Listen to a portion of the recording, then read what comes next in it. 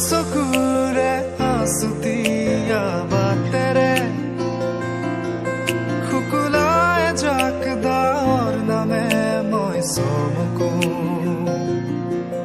কপাহী চাদৰৰ সেমেকা আচলখনে